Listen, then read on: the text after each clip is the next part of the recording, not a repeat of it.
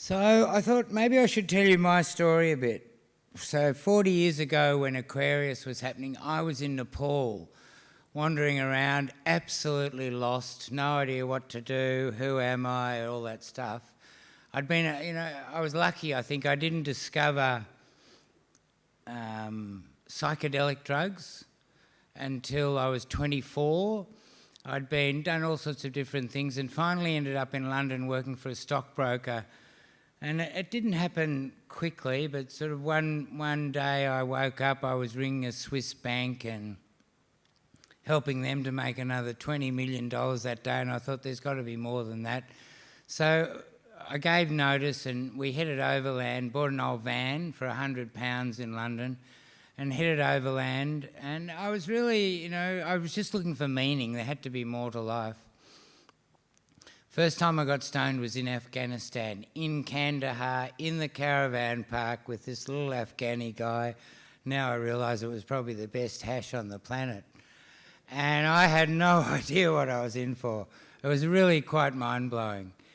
So then I wandered on, I went wandering in Nepal, and I liked weed straight away. Not everyone does, and I don't think it is necessarily for everyone, but it certainly gave me quite a shock, a whole new consciousness, a whole new full hallucinations I'd had, and I realised there's this whole other thing going on. And I spent about 10 years wandering around trying to work it out and who I was and what do I do now. And eventually came back to Australia, came to Nimbin for the 10 years after festival. I'd come through Nimbin a couple of times and camped at Tuntable, and there were these, admirable hippies in their tents and working away, and it wasn't for me. I was just a loner wandering, I guess. Eventually came back here and had a young family and started the museum, which was really just a second-hand shop because I'd always liked junk and, eking out an existence. And it was actually the injecting people, it was the junkies who first got to me. And I'd find them sort of hiding at the back of the museum. And I don't think I'd even really thought about the war on drugs as it's come to be known. I sort of slowly, this dawned on me that there's all these people in a totally broken, homeless and hopeless because they're addicted or they've got a habit. A lot of these were heroin addicts with a drug that's totally illegal, but in fact when I worked it out, it's probably the best painkiller on the planet. And then they were all selling pot to back up their habit. And gradually, it was Bob Hopkins really who taught me, and I hassled him. I remember following him home one night because he was going on about Prohibition, what a drama it was. And I took him home one night and we stayed up all night, and he really educated me and filled me in on the 10 years I'd been away and out of touch. And that first Mardi Gras that happened was just sheer frustration. We'd had a big helicopter raid, and I don't know, I was lucky my marble didn't come out for Vietnam, but being in a house with a helicopter sitting over it, it's full on. Kids are screaming, the noise is deafening, the cops are practising military tactics, I reckon, it's like that. Coming down ropes in camouflage gear is pretty much training for Afghanistan. That first Mardi Gras that we did was a great day. I think 700 people gathered and marched through Nimbin to the cop shop, and we screamed and yelled, and we just basically got our frustration out, I think, and it was such a good day we vowed, well, we're going to do this every year. But really the big effort at changing the drug laws, which I now see, it's John Jiggins' words, as the greatest social disaster of our time probably. The suffering they've caused, there's a lot of tentacles of prohibition that are all through our society, and now it's the elephant in the room. People don't want to talk about it on a political level, I find, because really it boils down to being a squabble over who's going to make the profit from pain relief. And that's how I see it. It's all about money, and people spend their last dollar not on food and not on feeding their kids and not on rent. They spend it on trying to get rid of their pain, trying to feel good, trying to have a good day. How that came a criminal offence is really what it's all about. And it's about money. And when you go back, like when I came to Nimbin, I'd been smoking pot off and on for 10 or 15 years. I discovered early it stopped me getting migraines, which was a big thing in my family. My sister, my mother, my grandfather, everyone had had migraines all their life, and they're a shocking thing. You know, I'd been smoking weed for a month or two, I haven't had any migraines, what's going on? If I'd had Google in those days, it would have been easy. Anyway, it all boiled down eventually, I realised, to this money thing, and the cannabis plant is so good for so many things. It's perhaps the most nutritious seed on the planet. Some people say second in protein after soybeans. Other people say even better and easier to digest. Everyone's into fish oil these days, but from what I hear, the omega-3, 6 and 9 in the hemp seed is even in a better string and a plant product. The fibre has an absolutely unique, long, strong, flexible, absorbent. It's got every quality. All the banknotes, all the Bibles were always printed on hemp because you couldn't wear it out. In the old days, hemp was the most grown plant on the planet, I think, 200 years ago. It was the cotton gin that got rid of it quite a bit because it was quite labour intensive. So all this is stuff I've just learnt in the last 20 years. And I realised that most people don't know anything about this. In America, which was really a hemp colony as much as Australia was founded on trying to be a hemp colony, they took every reference to hemp and the history out of all the libraries, all the history books. Pretty extraordinary effort to hide it, really. And now, that's starting to reappear. People are realising how good it can be. Still, in Australia, where us and New Zealand are the only countries on the planet not allowed to eat hemp seed. But the big thing that's got to me has been its medicinal qualities. Apart from being better for clothing or building or food, its medicinal properties are also a spiritual thing, I think. It certainly was for me, and it has been for a lot of people. And if we need anything on this earth, it's this getting back in touch with who we really are, I think, and our relationship with the earth and our relationship with each other. That seems to be the priority.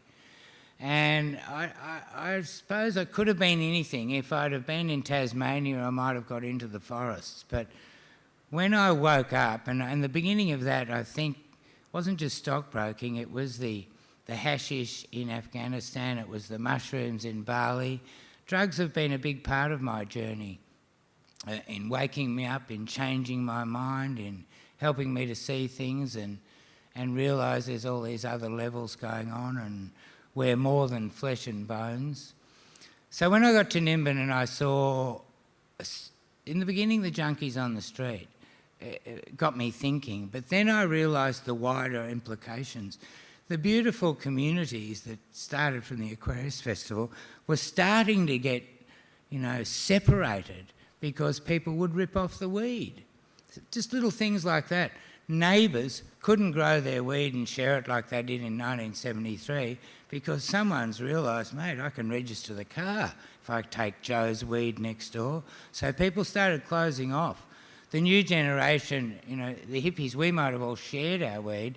The new kids who grew up out of op shops and bare feet suddenly thought, we can sell this. And they're still doing it to this day in Nimbin. So it all changed when the money started coming into pot. And that's when I really saw how this has to change, we've got to do something. And we were naive in the beginning thinking it's so obvious, this should be a health issue. The whole thing of drug use is a health issue. It's just people trying to feel good, trying to feel less pain, trying to enjoy their life. And I couldn't believe how hard it was for people to realise this and hear this because they really had been implanted with bullshit. The reefer madness thing of the 1930s in America was a very real thing with major vested interests pouring their money into this. Alcohol prohibition had failed. They had thousands of police, etc. they had to employ that was part of it. But there's lots of stories. There were the forests which they wanted to wood chip and not use hemp. There was the pharmaceutical industry just being born, and there was the whole petrochemical industry, because hemp seed was doing all the paints, all the oils, all the varnishes. It was a massive crop. So, I don't know if everyone knows, they passed a law in the middle of the night where they invented this word marijuana, totally created a word and banned the plant, and overnight tens of thousands of hemp farmers were out of business, had no idea this plant had been banned. This is all back in the 1930s. Then it went along for a long time pretty slowly until our generation came along.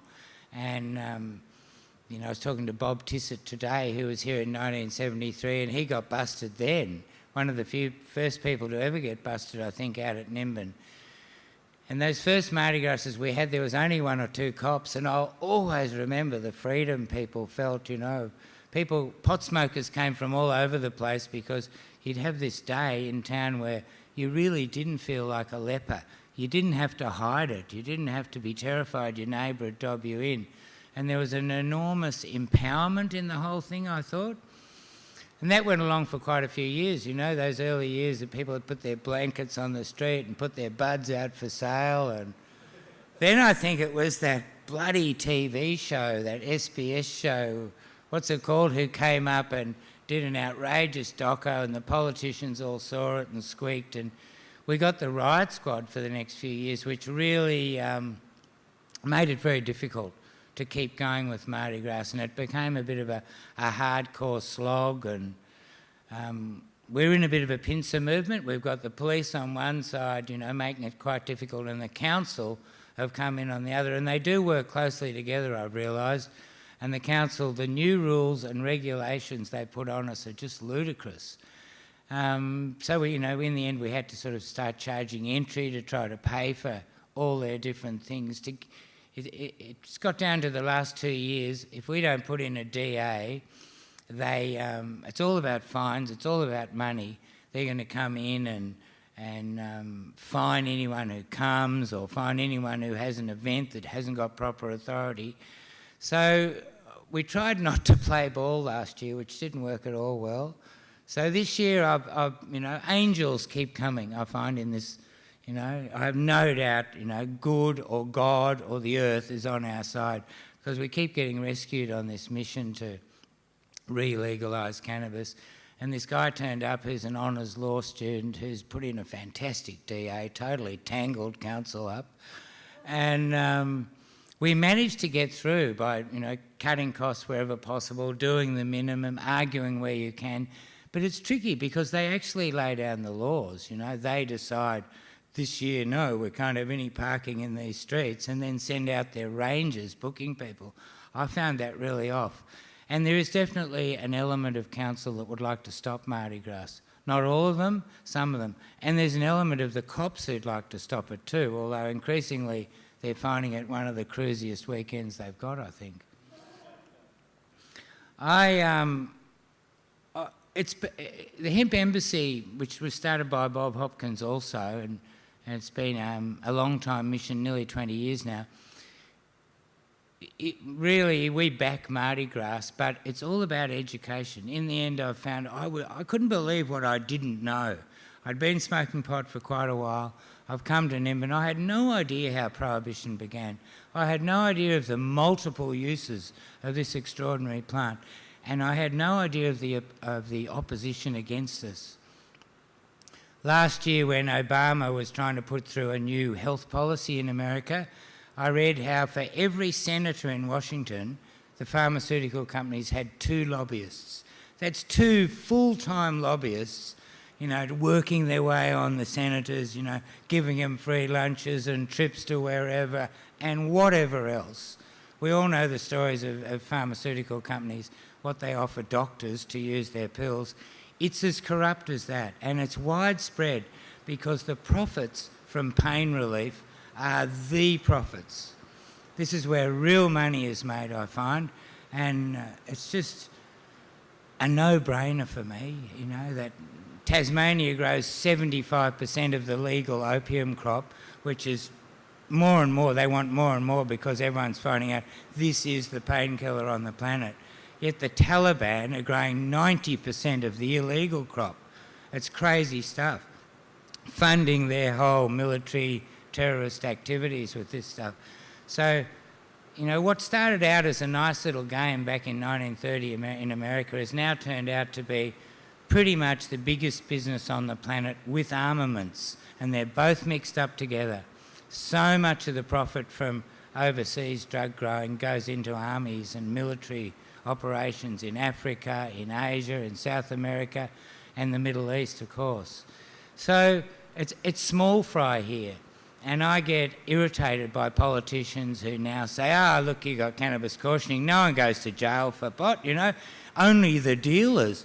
Well, let me tell you, the dealers are really the healers, because most people like brewing their own beer. They don't do it. Most people aren't going to grow a pot plant. Most people can't put their hand up and say, hey, I'm a pot smoker, because you lose your job. You get so judged, and I just feel blessed that I live in Nimbin because we're already being judged, so it's no big drama to say you're a pot smoker. Anyway, you know, I'm sort of rambling on, but the picture that I'm trying to give you is it's about education in the end. Coal seam gas is about education. Keeping the forests is about education. And we've got this new friend, which is just awesome. I used to have trouble with know-alls, but I love Google. And the new thing that's happened that gave Mardi Gras so much impetus this year was Tony Bauer getting arrested. Tony's an Aboriginal fellow he's just in his 50s, I think. He had a bad accident when he was young, in his 20s, and discovered that the pain, it was a motorbike accident, discovered the pain relief he got from cannabis. So he spent his whole life working out how to extract it and get it right. And we now know so much more about pot. And David Helliwell, local doctor, tells me in the next 10 years, there's going to be so much come out about cannabis because the scientists are into it. They don't want it legal. The pharmaceutical companies want to extract the bits they want and give it to us in a pill. So what's happened is they've worked out there's 60 or more cannabinoids, but CBD and THC are these two dominant ones. The CBDs are the antipsychotic, anti-inflammatory, pain-relieving bit. The THC gets you high. So under Prohibition, everyone's been breeding these skunk things full of THC, which can give you trouble, I think, because the whole plant's gone out of balance, as it does. Whether it's grown indoor or not doesn't necessarily cause that problem. It's the same seed, I think. So the CBDs that Tony's extracting recently have just worked like magic on children with epilepsy. And it makes me emotional. And what happened was the mothers in America, half of America's got legal medical weed now. The mothers in America discovered that their children having epileptic fits were almost stopped straight away with the right cannabis tincture. They got on the internet. One of the mothers in it, there's probably, you know, clubs of mothers of terrible epileptic kids. So talking to each other, one of them had a friend in Channel 7 tonight, who got onto me, and I put them onto Tony, and they went and followed a case of a mother who knew nothing about cannabis at all, never known anything about it, very straight family. And their 7-year-old daughter had been having 30 fits, full-on fits a day since she was 6 weeks old. Tony's tincture stopped him in a week, which is pretty amazing. So this girl, if you see the tonight, it hasn't been shown in New South Wales because we're waiting for this parliamentary inquiry, which releases its results next Friday, by the way. But to watch this child totally find her life again, transform the parent's life, it made a lot of us, you know, I'm angry enough about it. This just made me furious. So we had a lot of energy for Mardi Gras this year, and you probably know the New South Wales Parliamentary Committee looking at medical cannabis is handing down its findings, its recommendations next Friday. I'm totally confident the whole lot of them will recommend it. The committee was made up from people from John Kay of the Greens right through to National Party people. They had way over 100 submissions with about 2 opposed to medical cannabis. One would be the church, maybe one would have been some police. But really, you know, they couldn't not have sympathy for it. The people they heard, it undoubtedly has anti-cancer properties, cannabis. There's no doubt about that. So it's something to look forward to, and a small victory in a really long struggle. That's going to come out next Friday. It doesn't mean the Premier will do anything, but fair chance if he rolled over on gay marriage, he might, I thought. I'm always going to be an optimist. Anyway, it's about the truth coming out, and it's about the reefer madness lies getting exposed. And the best thing I know for that, and I think what we're all doing with all our different activism, is trying to get the knowledge out there, trying to get the truth to come out and the bullshit to go away. And once I've realised that process, you know, we just can't lose. You know, the earth is going to hang in there. People are slowly waking up. And I sort of feel like there's that old biblical quote, in Australia, to whom much is given, much is expected. So for me, it's been an easy choice really in Nimbin. I'm lucky enough to have a share in a community, and it's all about picking your values and your path in life, and it's certainly not about making money and getting into that trap of mortgages and worrying about money. So I feel really grateful. Found, you know, after years wondering what the hell I'm going to do, got something in my life that's meaningful, and I feel useful and purposeful. And we get heaps of pot smokers and parents and troubled people coming into the embassy every day, wanting to understand, wanting to know about it, wanting to learn something. And the ball's moving quickly, thanks to America and our new friend Google, I reckon, who's got all that knowledge. So thanks very much for inviting me today. Really appreciate it, and thank God for the Aquarian movement. Didn't it make a few waves, eh?